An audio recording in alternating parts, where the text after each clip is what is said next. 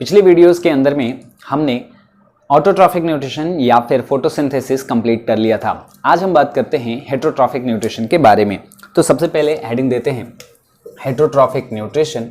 और हेटरोट्रॉफिक का मतलब ये होता है कि यहाँ पर हम लोग जो न्यूट्रिशन जो डिराइव किया जाएगा, हेटरो का मतलब होता है डिफरेंट, ट्रॉफ का मतलब न्यूट्रिशन हम सब पढ़ चुके हैं।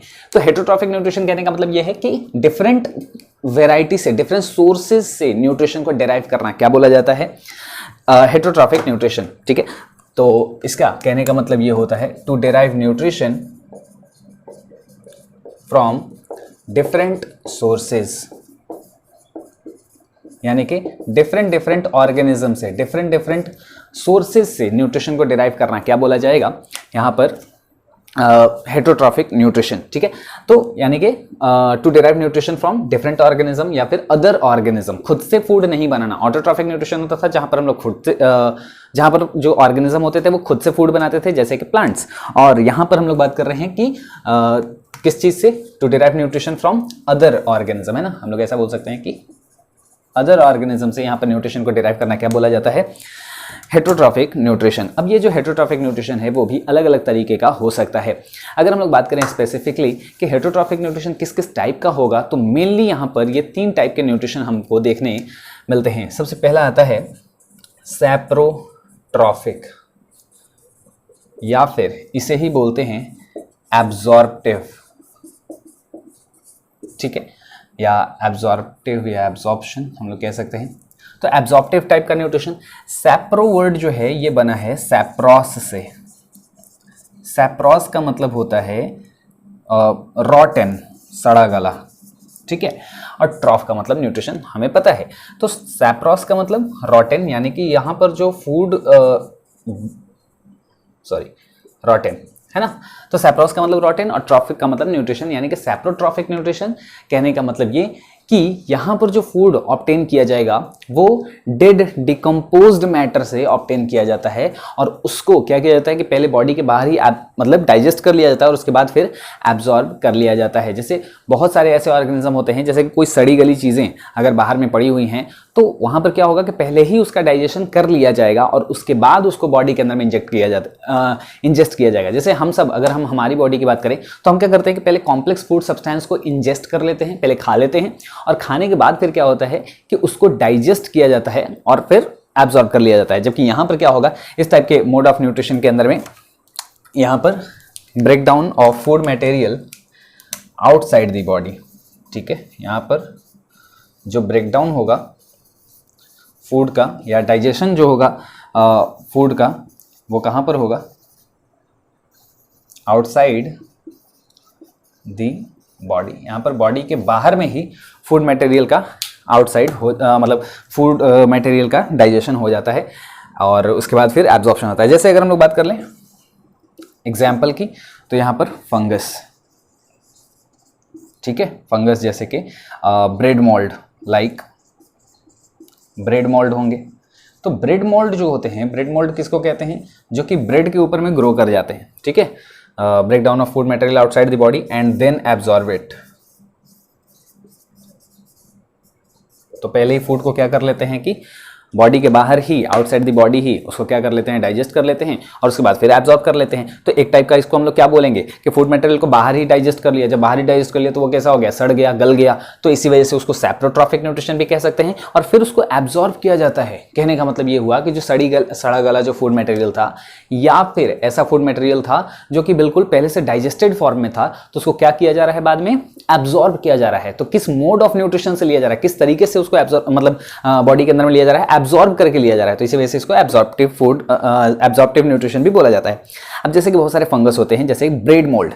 ब्रेड मोल्ड जो होते हैं वो होते हैं ब्रेड के ऊपर में जो ग्रो कर जाते हैं। आप कभी ब्रेड लेना, उसके ऊपर में पानी की कुछ बूंदे छिड़क देना। ठीक है, पानी की कुछ बूंदे छिड़क देने के बाद आप उसे अंधेरे कमरे के अंदर में आप 2-3 दिन रख के देखना, और उसके बाद जब आप वापस से उस ब्रेड के टुकड़े को देखेंगे तो उसके ऊपर में वहाँ पर फंगस लग गया हुआ होता है, और वो जो फंगस होते हैं उनको हम दरअसल ब्रेड मोल्ड कहते हैं। अब ये जो ब्रेड मोल्ड होंगे, ये इसके एग्जाम्पल, 2 मेन एग्जाम्पल आते हैं।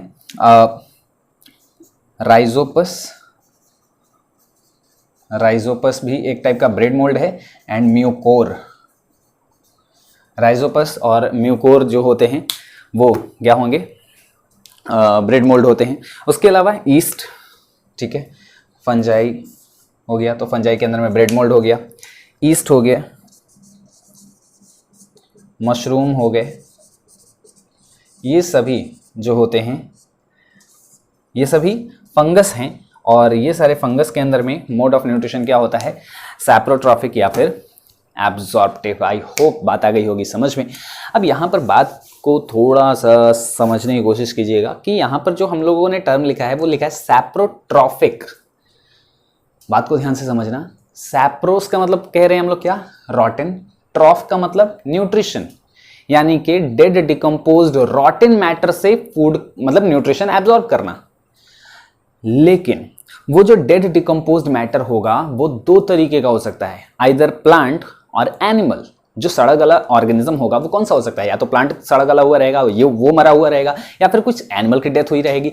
तो यहाँ पर ये जो रॉटन और डेड और डिकम्पोज्ड मैटर है वो भी दो तरीके का हो सकता है, आइदर वो प्लांट भी हो सकता है और एनिमल भी हो सकता है। और इसी के बेसिस पर सैप्रोट्रॉफिक न्यूट्रिशन भी दो तरीके का होता है, ठीक है। जैसे आपने एक टर्म सुना होगा सैप्रोफिटिक, ठीक है। तो सैप्रोफिटिक को भी सैप्रोट्रॉफिक की जगह पे यूज कर लिया जाता है कई बार, लेकिन ध्यान रखिएगा वो सही नहीं है।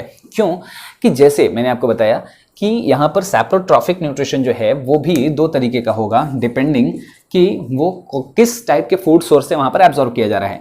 तो यहाँ पे अगर प्लांट है, मतलब प्लांट अगर गिर गया है, सड़ गया है, गल गया है, तो प्लांट के लिए वर्ड यूज करते हैं फाइटा, PHYTA। तो यानी कि उस टाइप के न्यूट्रिशन को हम लोग बोलेंगे सैप्रो मतलब डेड डिकम्पोज्ड, फिटिक PHYTIC। यहां पर फिटिक वर्ड लगा हुआ है, यानी कि ये प्लांट के लिए है, यानी कि प्लांट का डेड डिकम्पोज्ड पार्ट से अगर फूड एब्जॉर्ब किया जाएगा तो बोलेंगे सैप्रोफिटिक। और दूसरा अगर एनिमल है तो उसे कहेंगे सैप्रोजोइक।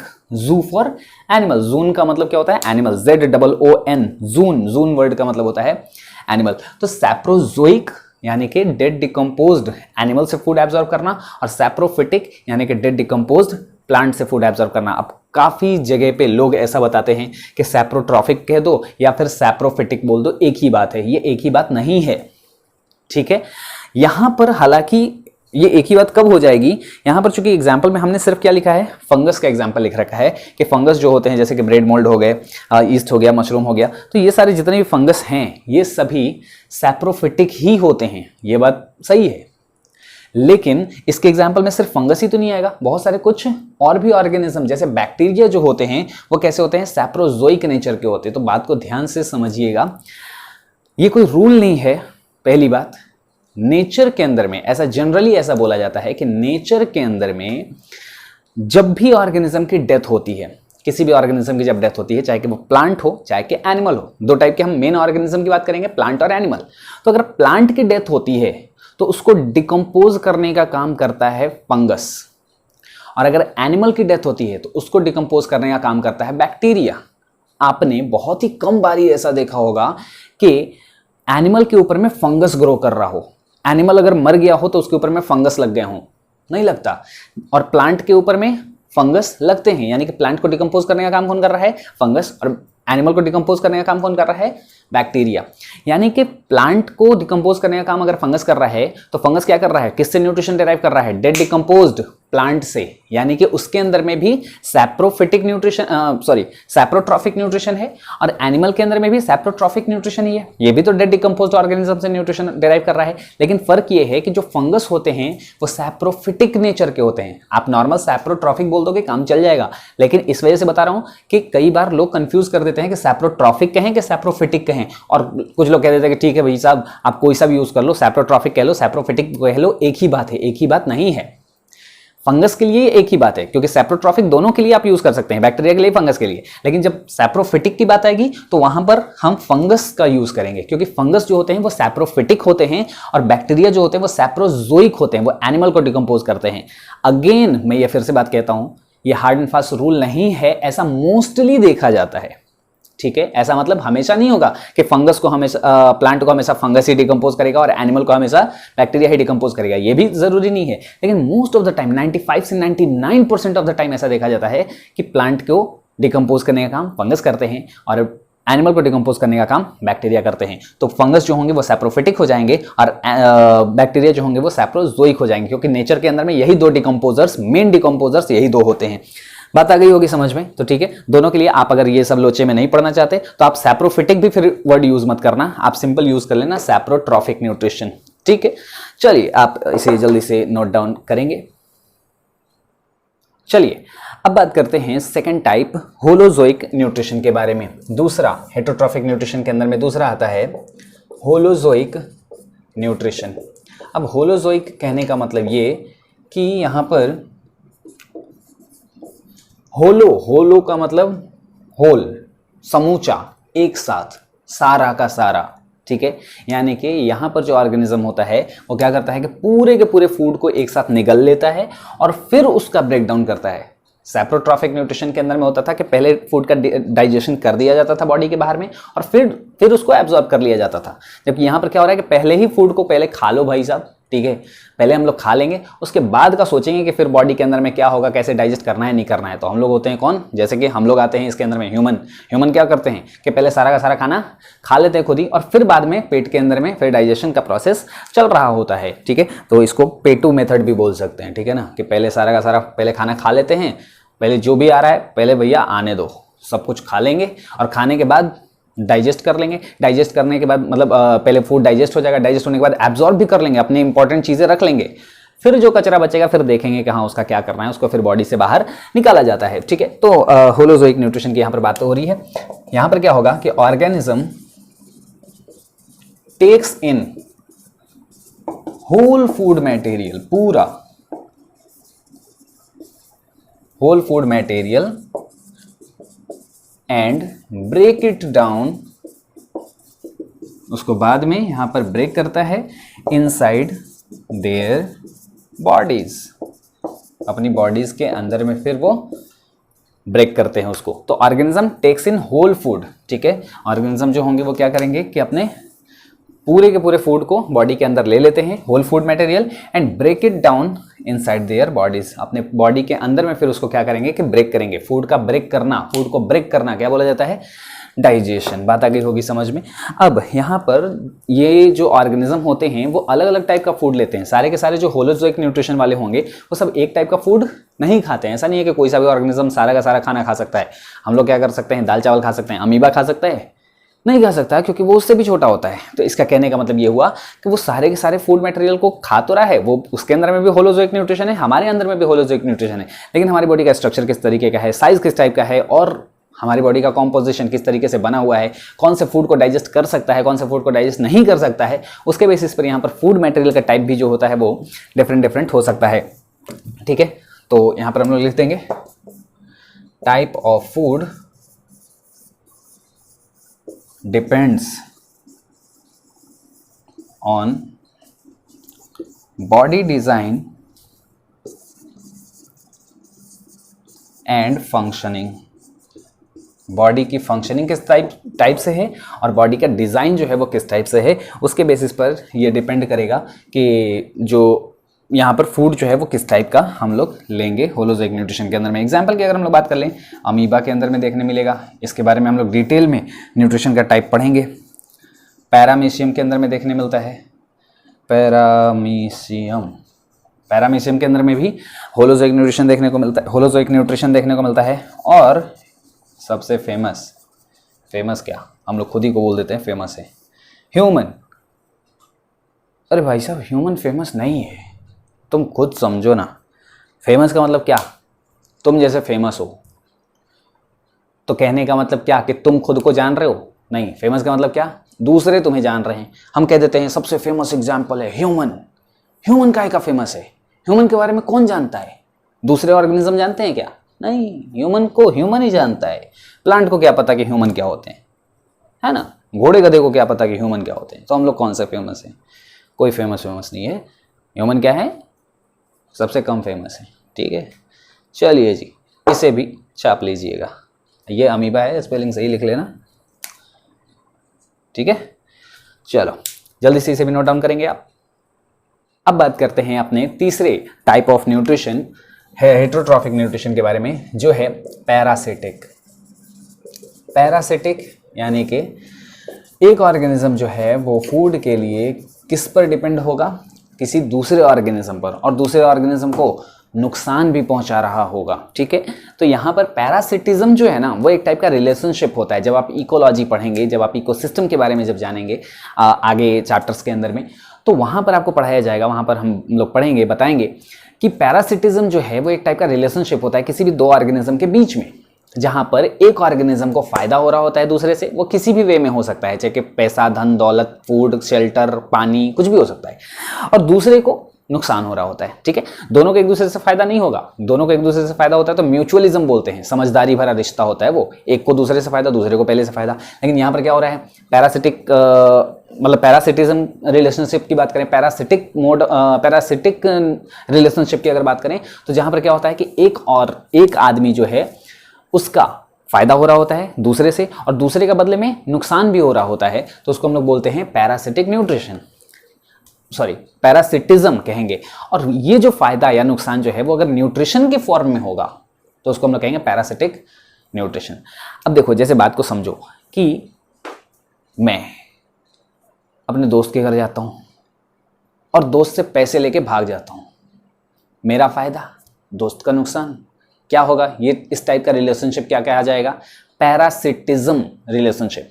एक का फायदा हो रहा है, या फिर मैं घर पे जाता हूं और दूसरे के पैसे चुरा चुरा के रोज रोज लेकर आ जाता हूं, उसको पता भी नहीं चल रहा वो क्या है, वो जो बंदा है, वो जो मेरा दोस्त है, वो उसको नुकसान हो रहा है और मुझे फायदा हो रहा है। तो ये जो रिलेशनशिप हुआ वो क्या हुआ, पैरासिटिक रिलेशनशिप, जहां पर एक को फायदा है दूसरे को नुकसान है।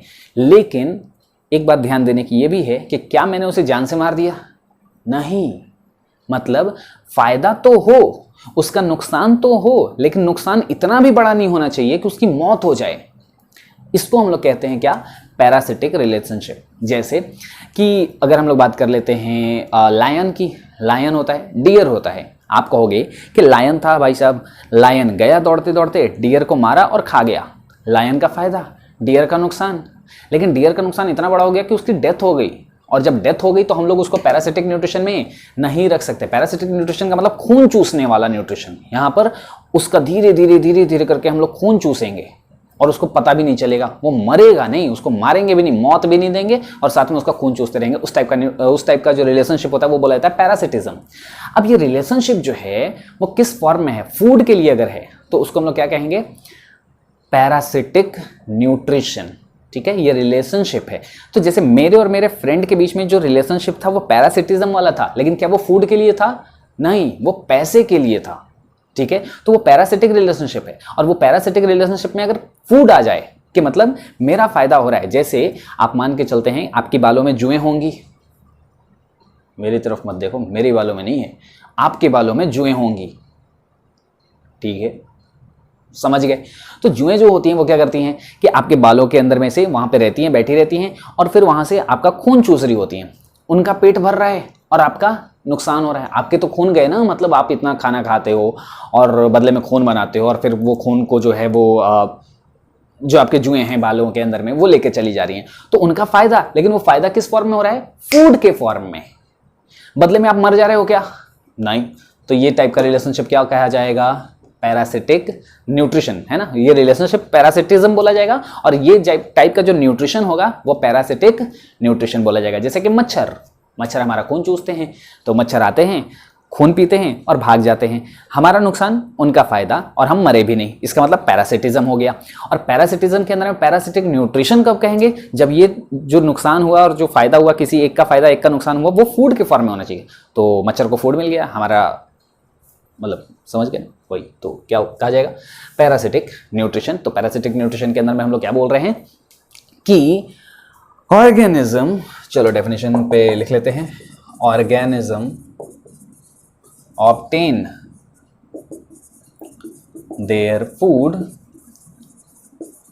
from plants और एनिमल्स, दोनों में से कोई भी हो सकता है ये, विदाउट किलिंग देम। ध्यान रहे, मारना नहीं है हमें, ठीक है ना। तो बिल्कुल बिना किल किए organism obtain their food from plants और एनिमल्स इंपॉर्टेंट लाइन ये है, विदाउट किलिंग देम, उनको बिना किल किए। यहाँ पर अगर ऑर्गेनिज्म किसी दूसरे प्लांट या एनिमल से अगर न्यूट्रिशन एब्जॉर्ब कर लेता है तो उसको हम लोग क्या बोलते हैं, पैरासिटिक न्यूट्रिशन। एग्जाम्पल की अगर हम लोग बात कर लें तो ऐसे प्लांट भी होते हैं जैसे कस्कूटा, कस्कूटा को बोलते हैं अमरबेल, ticks, TICKS, ticks, mites. Ticks क्या होती हैं, वो भैंसे और गायें और जितने भी कैटल्स होते हैं उनकी बॉडी के ऊपर में भी आप देखोगे कि छोटे छोटे कीड़े चिपके हुए रहते हैं उसकी बॉडी से और खून चूसते रहते हैं, तो वो भी क्या हो गए, वो सब मतलब वो सब क्या होते हैं, टिक्स होते हैं, ठीक है। और उसके अलावा लाइस, जुएं जो होती हैं, लीचेस भी जो होती हैं वो खून चूसती हैं। तो ये सारे जो हो जाएंगे वो क्या हो जाएंगे कि जितने भी खून चूसने वाले ऑर्गेनिज्म हैं वो सभी क्या हो जाएंगे, इसके एग्जाम्पल के अंदर में आ जाएंगे, ठीक है। टेपवॉर्म भी क्या होता है, लिख लो, टेपवॉर्म भी लिख लो, टेपवॉर्म। तो टेपवॉर्म भी जो है वो भी इसी के एग्जाम्पल में आता है। बात आ गई होगी समझ में। कस्कूटा, अमरबेल कैसा होता है, तो यहाँ पर ये क्या होता है कि प्लांट होगा, कोई सा भी एक नॉर्मल सा प्लांट है जैसे कि आम का पेड़ मान लो, ठीक है। और ये क्या करता है कि यहाँ पर इसके बगल में ग्रो कर जाता है। चलो दूसरे कलर से इधर बना लेते हैं अपन। तो यहाँ पर ये एक प्लांट ग्रो कर रहा होता है, ये अमरबेल है,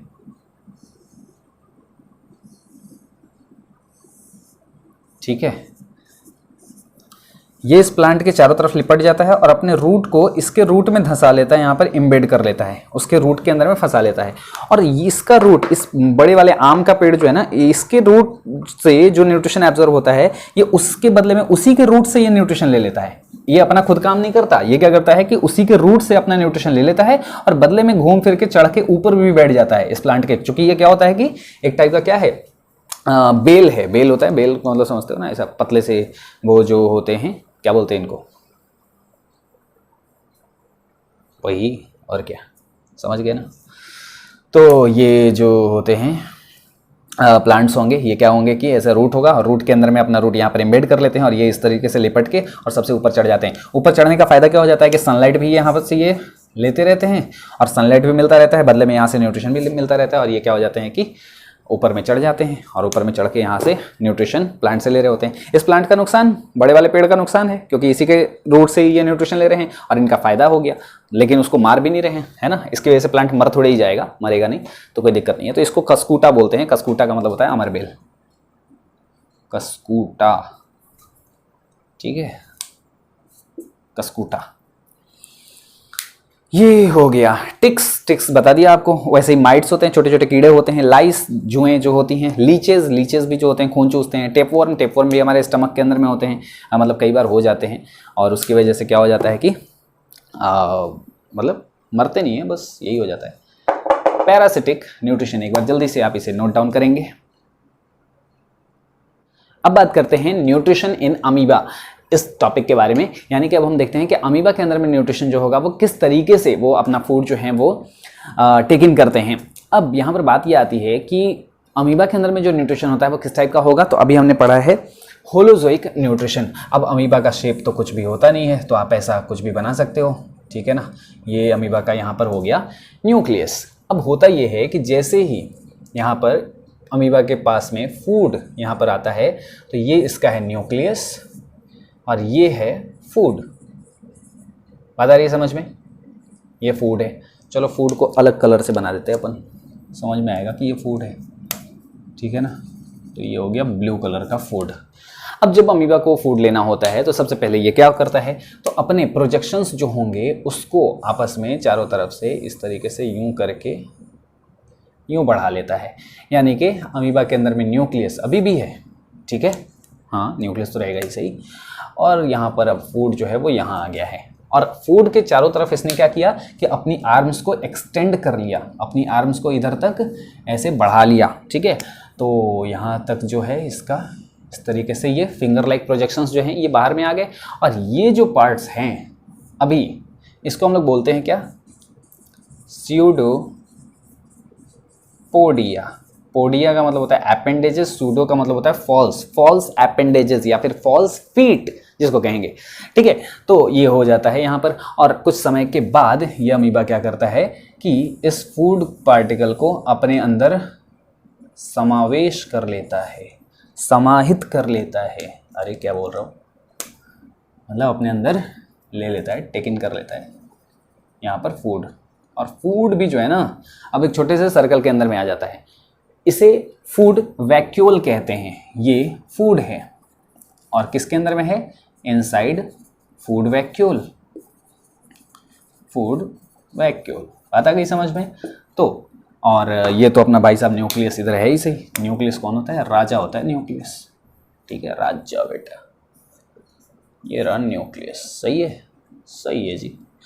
चलिए, अब लेकिन बात ध्यान देने की ये है कि यहीं पे जहाँ पर फूड आ चुका है, अब इसी के चारों तरफ में, इसके अंदर में और भी तो सेल ऑर्गेनल्स होंगे, हमने बनाया नहीं है। माइटोकॉन्ड्रिया होगा, लाइसोसोम होगा, राइबोसोम होगा, बहुत सारी चीज़ें होंगी। तो यहीं पे बगल में पड़ा हुआ, टकर टकर देखता हुआ ससुरा, यहाँ पर पड़ा हुआ रहता है कौन? लाइसोसोम। ये क्या होता है? लाइसोसोम। लाइसो का मतलब होता है लाइसिस। लाइसिस वर्ड से बना है। लाइसिस का मतलब डिसॉल्व कर देना, और सोम बना है सोमा से। सोमा का मतलब होता है बॉडी। ऐसी बॉडी है जो दूसरी बॉडी को डिसॉल्व कर देती है, खत्म कर देती है, डाइजेस्ट कर देती है, गला देती है, मतलब वही, समझ गए ना? अभी क्या होगा, अब ये जो लाइसोसोम है ना, इसकी तरफ धीरे धीरे बढ़ना शुरू करता है, क्योंकि लाइसोसोम का काम ही क्या है? गला देना, डाइजेस्ट कर देना। तो अब अमीबा के अंदर में क्या होगा? ये अमीबा इस तरीके से, और यहाँ पर इसका न्यूक्लियस। न्यूक्लियस तो कहीं भी हो सकता है, न्यूक्लियस इधर ऐसे साइड में बना देते हैं। और यहाँ पर ये जो अभी फूड वैक्यूल था, ये फूड वैक्यूल, उसके चारों तरफ में, मतलब सॉरी, ये फूड और उसके चारों तरफ में ये फूड वैक्यूल, और उसके साथ जाकर यहाँ पर अटैच हो जाता है लाइसोसोम। और जो ही इसके साथ अटैच होगा और इसके साथ धुड़ुम धड़ाम ढिशुम ढिशुम करना शुरू कर देता है, यानी कि यहाँ पर अब डाइजेशन होना शुरू हो जाएगा। क्या होना शुरू हो जाएगा? डाइजेशन। क्योंकि लाइसोसोम का काम ही क्या होता है? फूड मटेरियल को डाइजेस्ट करना। अब जब यहाँ पर डाइजेस्ट कर देगा तो अगले स्टेप के अंदर में हम लोग देखते हैं किस तरीके से डाइजेस्ट होगा। तो यहाँ पर हो गया भाई साहब न्यूक्लियस, और यहाँ पर एक फूड वैक्यूल। ये दोनों आपस में मर्ज होकर एक ही वैक्यूल बना देंगे, और यहाँ पर फूड के टुकड़े टुकड़े हो गए। ठीक है, और वैक्यूल के अंदर में जो लाइसोसोम था वो भी धीरे धीरे खत्म। ठीक है, यहाँ पर ये फूड के टुकड़े टुकड़े हो गए, यानी कि डाइजेशन कंप्लीट हो गया। डाइजेशन जब कंप्लीट हो जाता है तो यहाँ पर जो कुछ अच्छे पदार्थ होते हैं, जो इनको लगता है कि जो अपने लिए न्यूट्रिशियस सब्सटेंस है, जिसको अपने अंदर एब्जॉर्ब करने की ज़रूरत है, तो यहाँ से ये क्या कर लिया जाता है? फूड मटेरियल्स को एब्जॉर्ब कर लिया जाता है, एब्जॉर्प्शन हो जाता है यहाँ पर। ठीक है, और जो कुछ भी वेस्ट बच जाता है उसको फिर से अब अमीबा जो है यहाँ पर किनारे लेकर आ जाता है। ये रहा न्यूक्लियस, और यहाँ पर किनारे में इस तरीके से अनडाइजेस्टेड फूड मटेरियल होगा। यहाँ पर इसे हम लोग कहेंगे क्या? Undigested food material. और इसको क्या कर दिया जाएगा? फिर से इसकी बॉडी से बाहर रिलीज कर दिया जाता है। तो सबसे पहले यहाँ पर टेक इन फूड हुआ सूडोपोडिया के द्वारा, उसके बाद यहाँ पर फूड वैक्यूल बन गया फूड के अंदर में, फिर उसके तरफ में बढ़ता चला हुआ आता है लाइसोसोम, उसके साथ जुड़ता है। फूड वैक्यूल के लाइसोसोम के साथ यहाँ पर जुड़ने की कहानी, यहाँ पर जब जुड़ जाता है तो ये उसके साथ छेड़छाड़ करना शुरू कर देता है फूड के साथ, और उसके बाद उसको डाइजेस्ट कर देता है, उसको पूरी तरीके से गला देता है, अब मतलब डाइजेस्ट कर देता है पूरी तरीके से, उस फूड का ब्रेक डाउन कर देता है। और ब्रेक डाउन करके डाइजेस्ट करने के बाद जो चीज़ें बच जाती हैं, अब वो डाइजेस्टेड फूड के अंदर में जो इंपॉर्टेंट चीज़ें होती हैं, जो न्यूट्रिशन होता है, उसको एब्जॉर्ब कर लिया जाता है, और अनडाइजेस्टेड फूड मटेरियल जो बच जाता है उसको फिर बॉडी से बाहर निकाल भेजा जाता है, निकाल फेंका जाता है। इसको बोलते हैं एक्सक्रीशन। इस फेनोमेनन को क्या बोलेंगे? एक्सक्रीशन। यहाँ पर बॉडी के बाहर ये सारे कचरा जो है ये बाहर निकल गया। और फूड मटेरियल को अंदर लेना क्या बोला जाता है? इंजेशन। बात को समझिएगा, होलोजोइक न्यूट्रिशन के अंदर में ये वाला प्रोसेस जो होगा इसको क्या बोला जाएगा? इंजेशन। और बॉडी से बाहर निकालना इजेशन। ठीक है, तो इसको कहाँ पे लिख दूँ मैं? इंजेशन। ये प्रोसेस कौन सा है? इंजेशन, यानी कि इंजेस्ट करना, फूड मटेरियल को अंदर लेना। आप ये अगर डायग्राम बनाना चाहते हैं तो बहुत अच्छी बात है, आपको लख लख बधाइयाँ। और अगर नहीं भी बनाना चाहते तो पेज नंबर 98 फिगर 6.5 वहाँ पर आपको ये देखने को मिल जाएगा। मैं देख लेता हूँ इधर में, पेज नंबर 98 और फिगर 6.5 यहाँ पर आप जाएंगे और ये डायग्राम आपको देखने को मिल जाएगा। ठीक है, आप वहाँ पे जाके भी नोट डाउन कर सकते हैं। फिलहाल जिन किसी भाई बंधु को अगर ये लिखना है तो जल्दी से आप इसे नोट डाउन कर लें। चलिए अब बात कर लेते हैं यहाँ पर कि ये जो कुछ भी अभी तक हमने पढ़ा है उसके बारे में हम थोड़ा सा यहाँ पर देख लेते हैं, क्या कुछ हमने लिखा है उसी के बारे में। Food is taken in by entire surface in most of the single celled organism. Single celled organism जितने भी होंगे उन सभी के अंदर में फूड जो होता है वो टेकन किया जाता है बाय सेल सरफेस। ठीक है, बाय द इंटायर सरफेस। क्यों? क्योंकि वहां पर कोई सा भी स्पेशलाइज्ड पार्ट तो होता नहीं है, तो यहाँ पर पूरे बॉडी सरफेस से भी फूड यहाँ पर लिया जा सकता है सिंगल सेल्ड ऑर्गेनिज्म के अंदर में। अमीबा यूजेस टेम्पोररी, याद रखना है ये टेम्पोररी होगा, finger like projections of the cell surface. Cell surface के फिंगर लाइक प्रोजेक्शंस का यूज करता है। Amoeba uses temporary finger like projections of the cell surface which fuses around food particle, जो क्या करता है कि फूड पार्टिकल के अराउंड फ्यूज हो जाएगा to form a food vacuole, जिसकी वजह से क्या बनाता है वो फूड वैक्यूल। तो amoeba uses a temporary finger like projections, और ये फिंगर लाइक प्रोजेक्शंस को ही हम लोग क्या कह रहे हैं? स्यूडोपोडिया। क्या कहेंगे? स्यूडोपोडिया। तो स्यूडोपोडिया क्या है? एक टाइप का फिंगर लाइक प्रोजेक्शंस है। ये टेम्पोररी होते हैं और जो कि ऐसे फिंगर लाइक प्रोजेक्शंस आते हैं, फूड अंदर यहाँ पे रहता है और इस तरीके से ये आकर फ्यूज हो जाते हैं और फूड जो है वो अंदर की तरफ में फंसा रह जाता है। उसके बाद यहाँ पर बात करते हैं कॉम्प्लेक्स फूड सब्सटेंसेस। जितने भी कॉम्प्लेक्स फूड सब्सटेंस होंगे are broken down into simpler ones inside the food vacuole. Food vacuole के अंदर ही कॉम्प्लेक्स फूड का डाइजेशन करके उसको सिंपलर में कन्वर्ट किया जाएगा। द डाइजेस्टेड फूड, और जो डाइजेस्टेड फूड बन जाएगा is then diffuse into cytoplasm. उसको साइटोप्लाज्म के अंदर में डिफ्यूज कर दिया जाता है, यानी कि उसका एब्जॉर्प्शन करा दिया जाता है। और जो अनडाइजेस्टेड फूड मटेरियल बच जाएगा, undigested food material is then thrown out through the cell surface. Cell surface के थ्रू थ्रोन आउट कर दिया जाएगा, जिसको हम लोग क्या कहेंगे? एक्सक्रीशन। इसे हम लोग क्या बोलते हैं? एक्सक्रीशन। और ये जो डिफ्यूज्ड होता था उसको बोलते थे एब्जॉर्प्शन, फूड का एब्जॉर्प्शन होना। और यहाँ पर complex food substance are broken down into simpler ones inside the food vacuole. इसको हम लोग बोलते थे डाइजेशन। ठीक है ना, कॉम्प्लेक्स फूड मटेरियल का सिंपलर में कन्वर्ट होना क्या बोला जाता है? डाइजेशन। उस सिंपलर फूड का जो डाइजेस्टेड फूड है उसको डिफ्यूज हो जाना साइटोप्लाज्म में बोला जाएगा एब्जॉर्प्शन। और जो अनडाइजेस्टेड फूड मटेरियल बच जाएगा उसको बॉडी से बाहर रिलीज करना क्या बोला जाएगा? एक्सक्रीशन। तो यहाँ पर इस तरीके से ये अलग अलग टर्म्स आ जाते हैं, एक्सक्रीशन, एब्जॉर्प्शन, डाइजेशन। और इसको क्या बोलेंगे? Amoeba uses temporary finger like projections of the cell surface which fuses around the food particle to form a food vacuole. इसको हम लोग बोलेंगे इंजेशन, यानी कि फूड को अंदर लेना, इंजेस्ट करना। पहला इंजेशन, इंजेशन के बाद होगा डाइजेशन, डाइजेशन के बाद होता है एब्जॉर्प्शन और एब्जॉर्प्शन के बाद हो जाएगा एक्सक्रीशन। बात आई होगी समझ में? चलिए इसे भी आप जल्दी से नोट डाउन करेंगे। अब बात करते हैं न्यूट्रिशन इन पैरामीशियम के बारे में। पैरामीशियम का जो शेप होता है वो अमीबा की तरह नहीं होता। अमीबा का जो था वो इनडेफिनिट शेप था। यहाँ पर इसका एक पार्टिकुलर, एक प्रॉपर शेप होता है और जिसकी वजह से पैरामीशियम जो है वो कुछ इस तरीके का यहाँ पर नजर आता है। और इसके सेल के बॉडी के चारों तरफ में इस तरीके से हेयर लाइक प्रोजेक्शंस होते हैं। आपने देखा होगा, किताब में देखा होगा। ये क्या है? इसको बोलते हैं गट।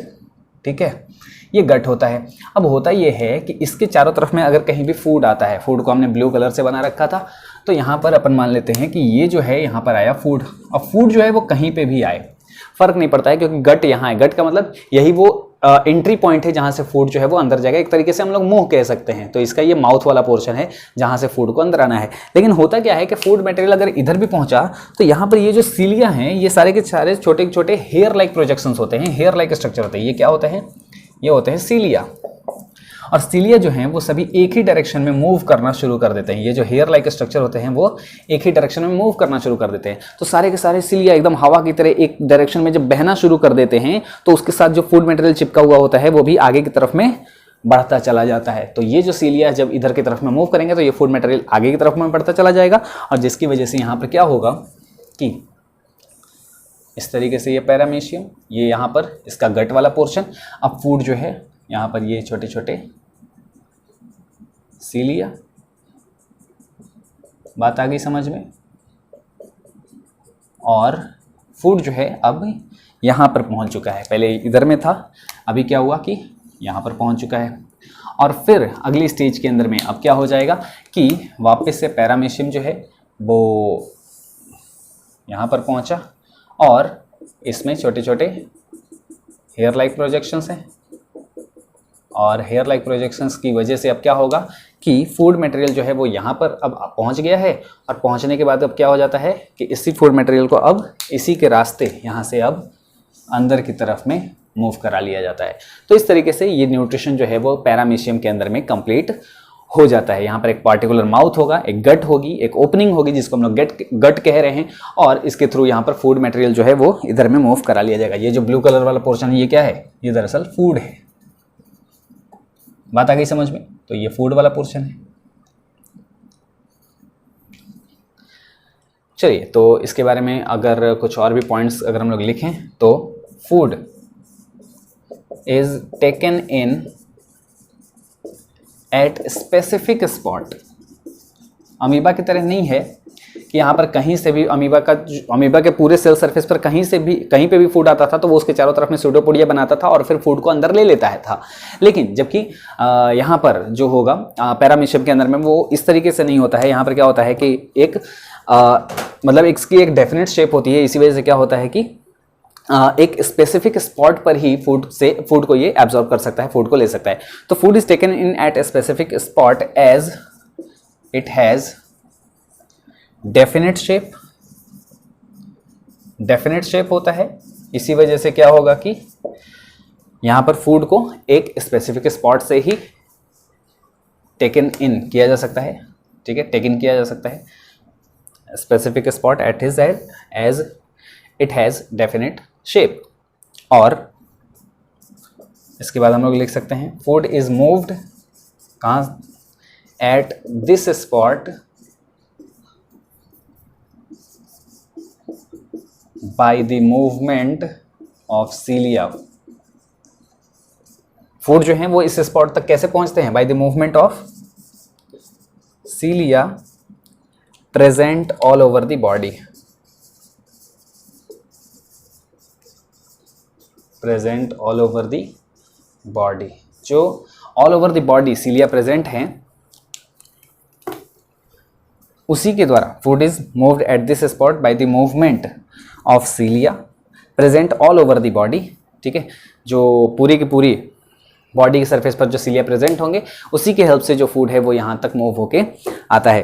ठीक है, तो आप इसे भी जल्दी से नोट डाउन करेंगे। ये था हमारा टॉपिक न्यूट्रिशन इन पैरामीशियम। बहुत ही सिंपल सा टॉपिक है और काफ़ी छोटा सा टॉपिक है कि बस किस तरीके से सीलिया के मूवमेंट की वजह से ये क्या हो जाते हैं कि यहाँ तक पहुँच जाते हैं। आप इसे जल्दी से नोट डाउन कर लीजिएगा। तो ये था आज का वीडियो, हेटरोट्रॉफिक न्यूट्रिशन और nutrition in amoeba and nutrition in paramecium. अगली वीडियो के अंदर में यानी कि कल या परसों वाली जो वीडियो आएगी उस वीडियो के अंदर में हम लोग डिस्कस करेंगे न्यूट्रिशन इन ह्यूमन। हम लोग स्टार्ट करेंगे न्यूट्रिशन इन ह्यूमन टॉपिक को। तब तक के लिए आप चैनल को सब्सक्राइब कर लीजिएगा और थैंक यू।